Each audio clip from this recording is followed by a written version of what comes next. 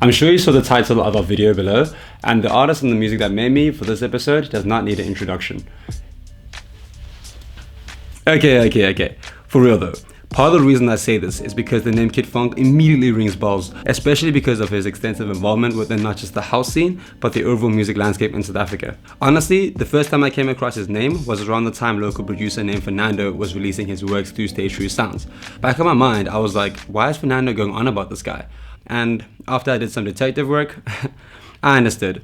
Duh. DJ, producer, label owner, promoter, and most recently radio host at 5FM. For over 20 years, Kid Fonque has been exhibiting his influence as an eclectic tastemaker in SA and putting on various artists. There's a reason why Ballantyne's and True Music believes in him and his brand, and part of that reason is owed to his crazy work ethic. When we speak about Alan's background, we cannot escape to mention the positive influence of his father. His dad would play a role as a tastemaker through his mass collection of records, and this of course would expose baby funk to a wide range of sounds. In college, the seeds of DJing were planted within him as he acquired a lunchtime slot on the campus radio. By the time he moved to Bristol in '97, that passion had blossomed into something that was evergreen. During his time in England, all he would do is sharpen his skills as a DJ, work, and then go use that money to buy more records. When he came back to SA, he gained a newfound respect among his peers, and eventually he landed his first residency at a club called 206 in Joburg. In between DJing, he'd also work as a buyer and distributor for record labels. Eventually, word spread in the street because of his aptitude, and then Soul Candi came knocking and offered him a position. His time at Soul Candi as a label manager and of course a distributor lasted plus minus 7 years. Eventually the label shut down and good things were to come. When the label dissolved, we saw the rise of Stay True Sounds, a label he started with the help of Jullian Gomes. People just do not get it. Stay True is not drive by hits. It is drive by music that is fucking quality. In his catalog, you'll find a whole bunch of singles and remixes, his All His Time EP, and his latest release and debut album, I Moved to a Different Beat, which we also reviewed. You know what? We're not gonna get into it just yet. I do want to remind you, please subscribe, hit that red button. We are releasing videos every week and some videos are exclusive only to our Facebook and Instagram. So please do follow us on those platforms. Plus, don't be shy, yo. Don't be shy. Communicate with us. Tell us what you want to see. Tell us what you don't want to see. Tell us what we're doing right. And tell me that I look pretty. We're one of the only platforms that explore our industry in such great depths. And of course, your help would be much appreciated in that process. So, you know what? Let's get into it now.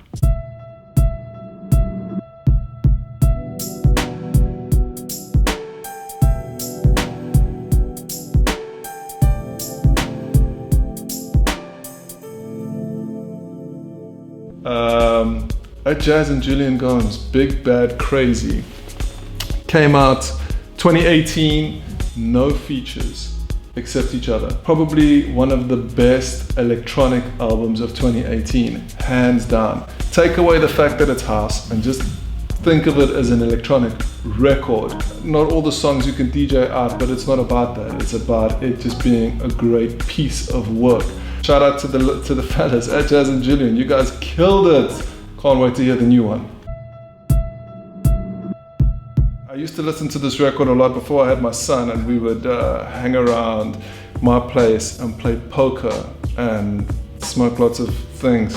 It's Jackson Conti, Sujinho, and I'll tell you who Jackson Conti is. It's Madlib.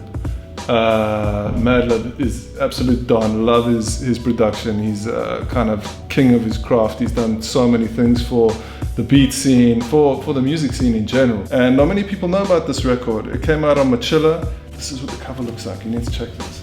I mean, if you saw that in a record shop, you wouldn't really know that that's Madlib chilling in Brazil. I suppose when there were those moments of picking a record to play when your mates are over, this was one that I would constantly go to. We were talking about it earlier. This is definitely one that I have to play on my radio show. So yeah, this is my number 4, Jackson Conti, Sujinho.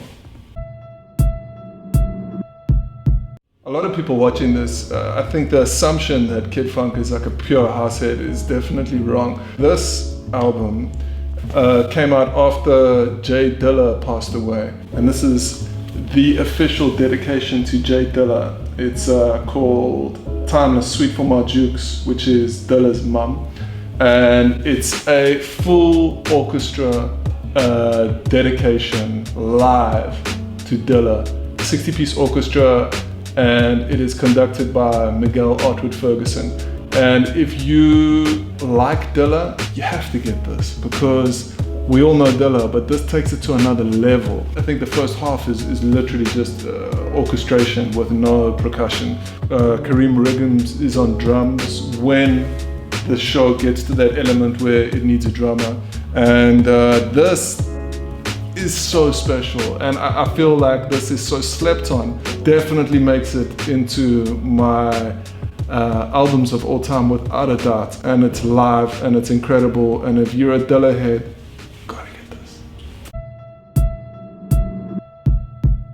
album is going to be my father's favorite artist of all time. He actually passed away a couple of years ago, and I was brought up in a household filled with music, coming from my dad's hi-fi. And in particular, this artist still to this day makes really amazing future forward music. His name is John Martin. It's called One World Out on Island, 1977. And the majority of the record is really beautiful folk music, but John Martin plays with electronics more so than a lot of people at this time. There's a song on this called Small Hours, which is very long. I can't remember how long it is. Maybe it's got the times there. It does. Can you believe that? 8 minutes 40, which is long for a song coming out in 1977.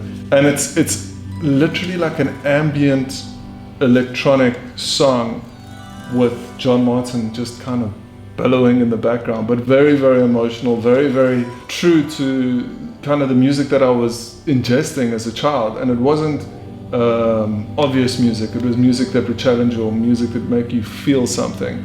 And John Martin was definitely a huge part of my childhood, and a lot of the electronics that I listen to these days, you can almost hear the influence that this guy's had on where we're at now. Definitely forever in my top music of all time, John Martin. Lots of records to pick from, but I picked One World. This is number one. I just wanted you to make sure that you knew that these are not all in order. These are all musical stories that have influenced my story. I suppose this in a way does kind of hit number one in more than a few ways because of the impact that it had on my life. But it was 1997. I was very young, 17, and my parents, more than anything, I decided that it was time to go to the UK and follow my passion, which was music. And my parents were really sick of me just kind of hanging around doing nothing. And all I wanted to do was buy records, because the records I was into, you couldn't get in South Africa. All you could get was house records. And I was into trip hop, beat music, hip hop. That was my thing. And 1997, one of the biggest albums of that genre came out, and it's DJ Shadow's Introducing. Fucking hell. This album changed my life. If you have to think about what this album did for music in general, here was a guy who spent, I don't know how many months or years sampling music to create this record, and no one did it quite like him. And this album was a testament to the art of sampling and giving sampling the credit that it really needed. It kind of really took a label that I was really into at the time, Mowax Recordings, who was run by James Lavelle. It took that label to another level, and I don't know how to explain this album. The only way to explain this album is to go and buy it and listen to it. DJ Shadow's Introducing changed my life, and I can't get the year out of my mind. It was just like, this was the year that changed things for me musically. And people that are into rock, and people that are into alternative, and people that are into music are now into hip hop because of DJ Shadow.